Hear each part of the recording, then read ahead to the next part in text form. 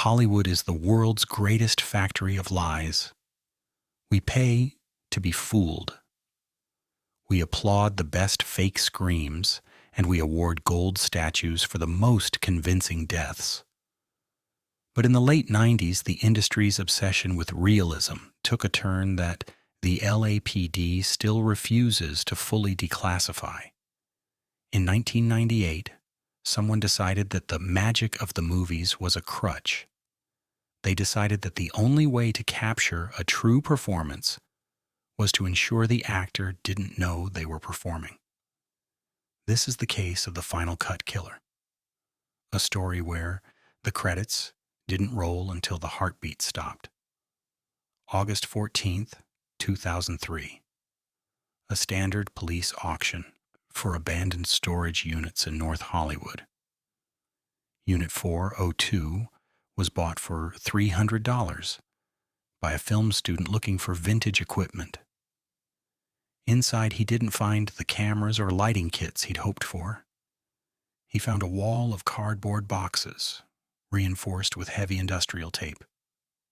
When he cracked the first one open, the smell hit him.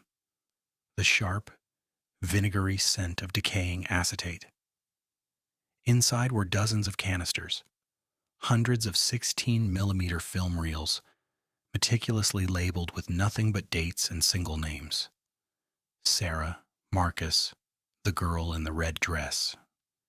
There was enough raw footage here to fill a dozen feature films, yet the unit had no records, no billing address, and no name attached to the lease. Just dust, and a growing sense of dread. At first glance, it looked like the archives of a failed production house. But as the student began to project the reels in his apartment, the art became a nightmare. The footage wasn't cinematic, it was voyeuristic. The pattern was always the same, a single, continuous shot. No lighting rigs, no makeup, just a wide-angle lens, a victim, and a voice. The camera was always stationary, positioned at an angle that felt less like a movie set and more like a predator's hiding spot. There were no action or cut calls, just a cold, clinical atmosphere where the background noise of Los Angeles traffic hummed far in the distance, making the silence inside the frame feel even heavier. Don't look at the lens, Sarah. Just walk toward the light. Imagine you're meeting someone you haven't seen in years. Now open the door. Good. Now stay right there. Don't move. The lighting is perfect. Don't ruin the shot. The screams that followed weren't in the script. Investigators would later note that the camera never shook. It never turned away. It watched with a cold, mechanical, indifferent moment the soul exits the eyes. That is the only final cut that matters. Vance preyed on the one thing Hollywood has an infinite supply of: desperation. He didn't need to kidnap people. He just put up flyers and laundromats near the acting schools. Experimental film, one-take wonder. No experience necessary. High pay for high realism. To an aspiring actor living on ramen and hope, it looked like a break. To Elliot Vance, it was just another roll of film. By 1999, Vance vanished. He left behind a half-eaten sandwich in his apartment and a mounting pile of evidence, but no physical trace of himself. His bank accounts were drained.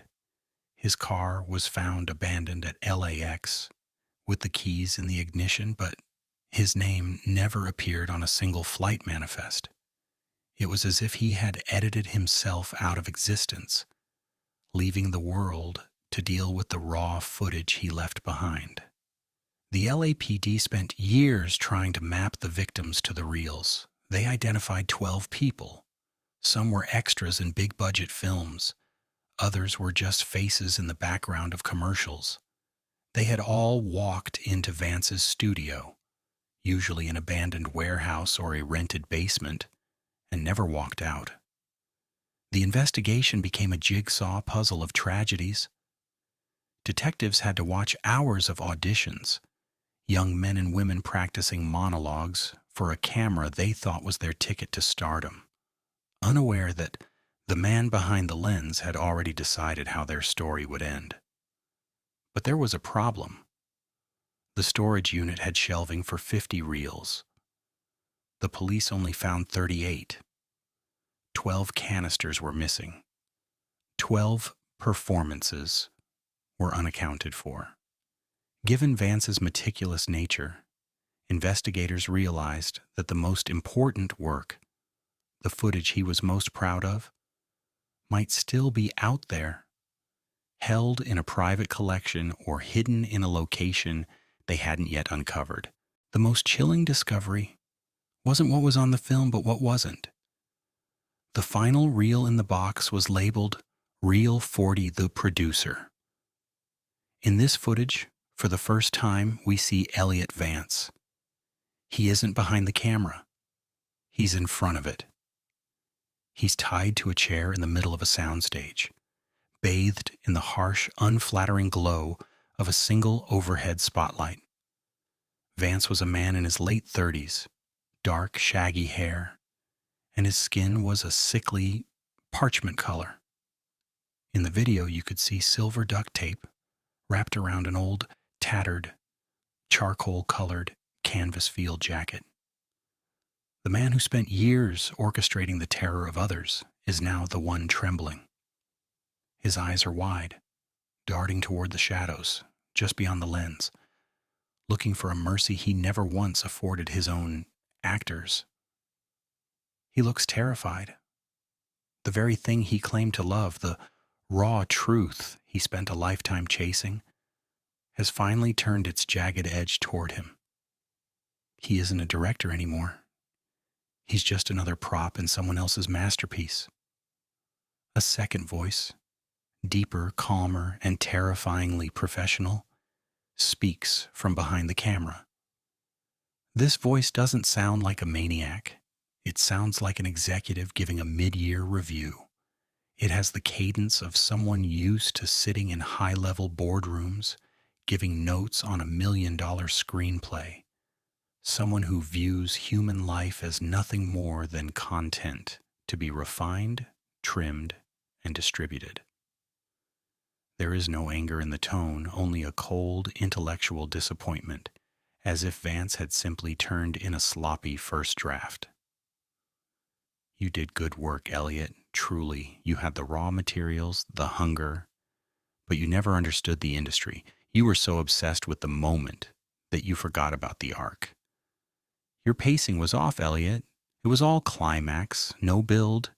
You lacked vision. Elliot Vance was never found. Neither was the person behind the camera in Reel 40. Despite the high-resolution scans and audio forensics, the producer remains a ghost in the machine. Investigators checked every union log, every studio payroll, and every talent agency, but the voice matches no one on record. It's as if the industry itself rose up to swallow its most wayward son. The soundstage in the video was never identified.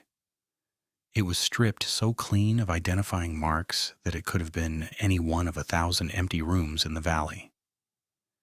Elliot Vance didn't just disappear. He was canceled. But here's the part that keeps investigators awake. Every few years, a new reel shows up. Not in a storage unit, but dropped off anonymously at film festivals or left on the doorsteps of major studios. They are always labeled in the same font. They always feature a single, continuous shot. And they always end with a black screen and a single line of text. Screening in progress. The next time you're watching an indie horror flick or a found footage masterpiece, look closely at the background. Look at the eyes of the actors. Sometimes a performance looks a little too genuine.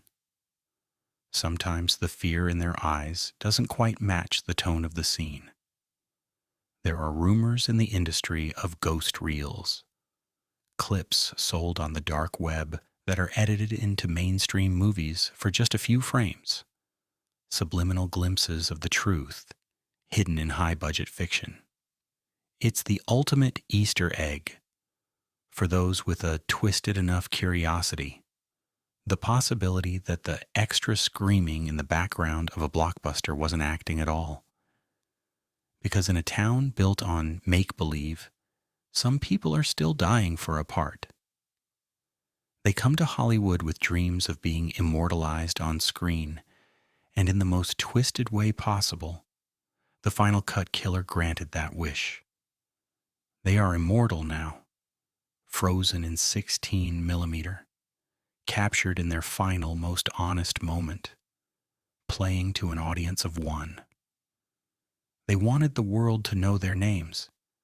Instead, they became the industry's best-kept, most horrific secret. If you found this real, make sure you're the only one watching. Subscribe, like, and don't look behind you.